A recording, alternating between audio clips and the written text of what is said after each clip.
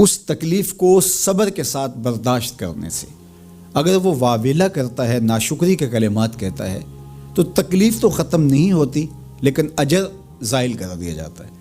تو اس لیے ہمیں ہر صورت کے اندر صبر کے دامن کو مضبوطی سے تھامنے کی تلقین کی گئی ہے، اور اہل ایمان کو یہ بھی سبق دیا گیا کہ جب انہیں کوئی بھی مصیبت پہنچتی ہے تو وہ کہتے ہیں انا للہ و انا الیہ راجعون، کہ ہم اسی کے ہیں اور اسی کے حضور پلٹ کے جانا ہے۔ تو یہ وہ امر ہے کہ جو ان کی طبیعت کے اندر ٹھہراؤ پیدا کرتا ہے اور ان کی زندگیوں کے اندر اللہ تعالیٰ جل شانہ پر جو یقین ہے اس کا پتہ دیتا ہے۔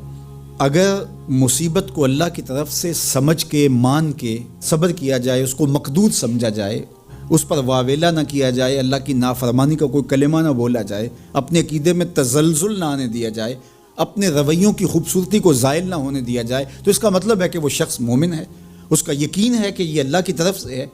تو پھر اس کے یقین کے صلے کے اندر اللہ اس کو پھر ہدایت قلب کا چراغاں نصیب کرتا ہے۔ اور فرمایا واللہ بکل شیء علیم، اور اللہ ہر شے کو جاننے والا ہے، اسے پتہ ہے کہ کسی پر مصیبت نازل کیوں کرنی ہے، اور اس مصیبت سے اس کا امتحان لینا مقصود ہے، اس کے درجوں کو بلند کرنا مقصود ہے، اس کے گناہوں کو معاف کرنا مقصود ہے، اس کو کسی آزمائش میں ڈال کر کے اس کو مزید کندن بنانا مقصود ہے، یا اس کا کیا مقصود ہے، اس کو سزا دینا مقصود ہے، یہ اسے پتہ ہے۔ تمہارا رب تمہاری طرف آنے والی جو تکلیفیں ہیں ان کے اندر ہزارہا پنہا حکمتوں سے واقف ہے۔ یہاں یہ بات بھی سمجھنے کے قابل ہے کہ جو شخص مصیبت کے آنے پر صبر اور استقامت کے ساتھ اس سے نپٹتا ہے اور اللہ پر جو اس کا یقین ہے اس میں تزلزل پیدا نہیں ہونے دیتا، کل من عند اللہ، اے محبوب فرما دیجئے جو کچھ ہے وہ تمہارے رب کی طرف سے، یہ اس کا خیال اور فکر ہے کہ یہ میرے اللہ کی طرف سے، تو پھر اس مصیبت کو ٹالنے والا بھی وہی ہے۔ تو اگر یہ اس کا عقیدہ پختہ تھا تو پھر وہ مالک کی دہلیز چھوڑ کے، مالک کی چوکھٹ چھوڑ کے کسی اور دہلیز پہ نہیں جائے گا، کسی اور چوکھٹ پہ نہیں جائے گا، وہ اس مصیبت کو دور کرنے والا مؤثر حقیقی اللہ کو ہی جانتا ہوگا اور اسی کے حضور دعائیں کرے گا، التجائیں کرے گا، کسی شرک کا ارتکاب نہیں کر سکتا ہے، اور وہ مالک کی دہلیز سے کبھی روح گردانی نہیں کر سکتا، بلکہ اس تکلیف کے آنے سے وہ اپنے رب کے ساتھ اور زیادہ جڑ جائے گا۔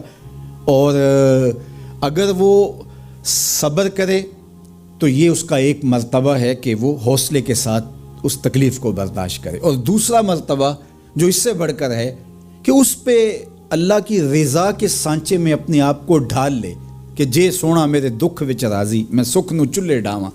اگر وہ اس بات پہ راضی ہے تو کوئی بات نہیں ہے، میں اس پہ راضی ہوں کہ میرے رب کی یہ رضا ہے۔ تو یہ دونوں چیزوں کا مل جانا، یا دونوں میں سے کسی ایک کا مل جانا، یہ اللہ کی طرف سے اس کو دیا گیا انعام ہے جو اس مشکل حالات میں اس کو حاصل ہوتا ہے۔ اب وہ کس کیفیت میں ہے اللہ تعالیٰ اس کو خوب جانتا ہے، کہ وہ اس پہ صبر کر رہا ہے یا اس کا اندر ڈول رہا ہے، اس کا عقیدہ کمزور تھا اور وہ کمزوری کے باعث جو ہے وہ تزلزل کا، تذبذب کا شکار ہو گئے، تو یہ تمہارا رب خوب جانتا ہے۔ تو تمہارے سینے کے اندر چھپی ہوئی کیفیت تمہارے رب کے علم میں ہے۔ حضور علیہ الصلوۃ والسلام نے فرمایا کہ مومن کا معاملہ بھی بڑا عجیب ہے کہ اسے اگر تکلیف ہوتی ہے تو اس پر وہ صبر کرتا ہے، یا اسے خوشی ملتی ہے تو اس پر وہ شکر کرتا ہے، تو دونوں صورتوں میں اللہ اس کو اجر عطا کرتا ہے۔ اور یہ صرف شان مومن کی ہی ہے کہ وہ مصیبت پر صبر کرے، بلکہ فرمایا کہ مومن کے پاؤں میں کانٹا بھی چبھتا ہے تو اس کا بھی اس کو اجر دیا جاتا ہے، اس کے درجے بلند ہوتے ہیں، اس کے گناہ معاف کر دیے جاتے ہیں، اس کی خطاؤں سے درگزر کر لیا جاتا ہے۔ لیکن یہ مشروط ہے۔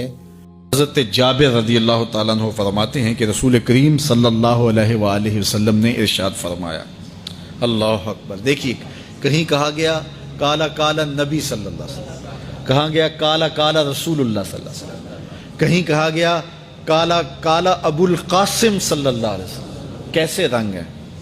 حضرت عائشہ بھی روایت کرتی ہیں حضور کی حدیث، تو کبھی نہیں کہتی کہ کالا کالا زوجی، میرے شوہر نے کہا، وہ بھی کہتے ہیں کالا کالا رسول اللہ، میرے رسول نے کہا.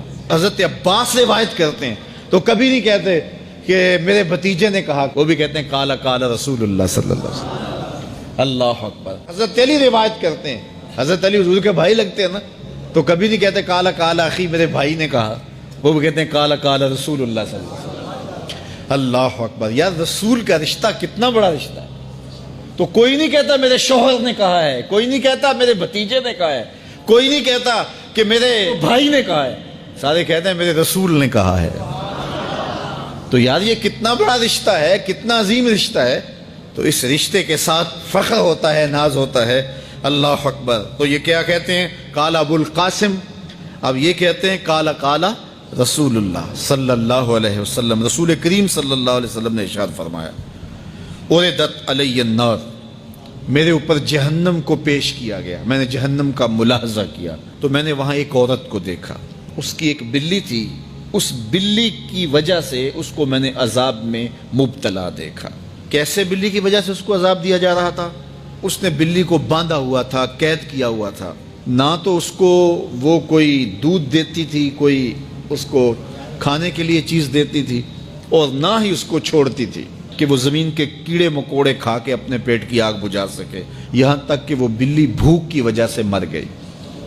رسول اللہ فرماتے ہیں بلی کی اس مالکہ کو میں نے جہنم کی آگ میں جلستے ہوئے دیکھا. اور عمر بن عامر الخزائی, بنو خزاعہ کا شخص عمر, اس کو میں نے دیکھا اپنی انتڑیوں کو جہنم کی آگ میں دھکیل رہا ہے. اس کی انتڑیاں نکلی ہوئی ہیں اور جہنم کی آگ میں گھسیٹتی ہوئی اس کی انتڑیاں جا رہی ہیں. یہ پہلا شخص تھا جس نے سائبہ بنائے تھے, جانوروں کے کان چیر دیے اور بتوں کے نام پہ چھوڑ دیے. یعنی سب سے پہلے بت پرستی کا آغاز عرب میں کرنے والا بنو خزاعہ کا عمر بن عامر یہ تھا. تو اس کو میں نے حضور نے فرمایا دیکھا کہ یہ جہنم کی آگ میں جلس رہا ہے. چونکہ اب جتنے بھی لوگ بت پرستی کریں گے ان سب کا گناہ عمر بن عامر کے نامہ اعمال میں درج ہوگا. ان کو بھی گناہ ملے گا جو بت پرستی کرتے ہیں. اور چونکہ ایجاد اس نے کیے تھے, بت اس نے بنائے تھے, تراشے اس نے تھے, پھر اس کے بعد اس نے جانور بتوں کے نام پہ چھوڑے تھے, چڑھاوے چڑھانے کا انداز اختیار کیا تھا, لہٰذا اس کو جو ہے وہ گناہ پہنچتا رہے گا. تو کہا میں نے اس کو عذاب میں مبتلا دیکھا. تو اگر خیر کی بنیاد رکھو گے نیکیاں ملتی رہیں گی, کھاتے کبھی بھی کلوز نہیں ہوں گے. اور اگر برائی کی بنیاد رکھو گے قیامت تک اس برائی پر جو عمل کرتے رہیں گے اس کا گناہ بھی کھاتے میں پڑتا رہے گا. اللہ اکبر. تو ہمیں اچھائی کی طرح ڈالنی چاہیے, نیکی کی طرح ڈالنی چاہیے. آقا کریم علیہ الصلوۃ والسلام نے ایک موقع پر فنڈ مانگا تو ایک شخص نے اٹھ کر کے پیش کیا. تو جب اس نے پیش کیا تو اس کے دیکھا دیکھی دوسرے بھی کھڑے ہو گئے, دوسرے بھی پیش کرنے لگے. بعض کا سارے خاموش ہوتے ہیں, کوئی ہمت نہیں کرتا.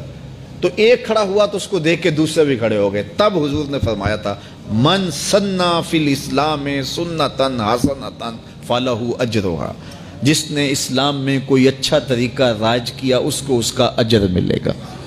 اور پھر اس کی دیکھا دیکھی جس نے بھی کوئی اچھا کام کیا اس کا اجر بھی اس کے اجر کی کمی کے بغیر اس کے کھاتے میں بھی داخل ہوتا رہے.